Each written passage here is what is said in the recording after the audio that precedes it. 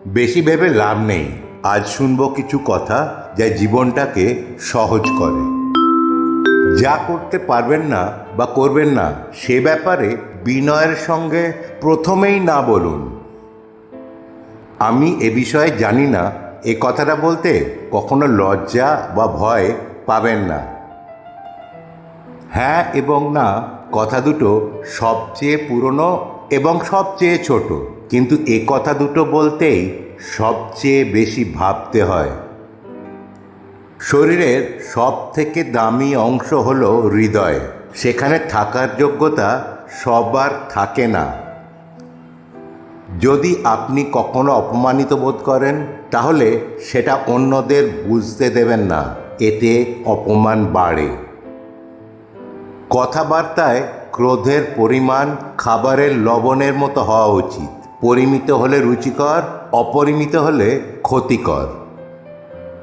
হাসি মুখে কথা বলুন, কিন্তু স্থান কাল পাত্র বুঝে। কান পেতে থাকুন, সুযোগ অনেক সময়ই দরজায় খুব আস্তে করে টোকা দেয়। প্রতিটা কাজ করার আগে অন্তত একবার নিজেকে জিজ্ঞেস করুন কাজটি আপনি কেন করবেন।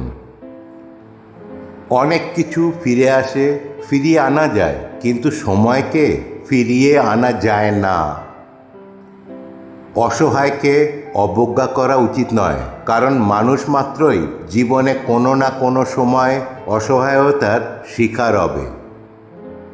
একজন আহত ব্যক্তি তার যন্ত্রণা যত সহজে ভুলে যায়, একজন অপমানিত ব্যক্তি তত সহজে অপমান ভোলে না। সব সমস্যার প্রতিকারই হলো ধৈর্য। আজ এই পর্যন্তই। ভিডিওটি দেখার জন্য ধন্যবাদ। ভালো লাগলে প্লিজ সাবস্ক্রাইব, লাইক ও অন্যদের সঙ্গে শেয়ার করবেন। ভালো থাকবেন, সুস্থ থাকবেন, আনন্দে থাকবেন।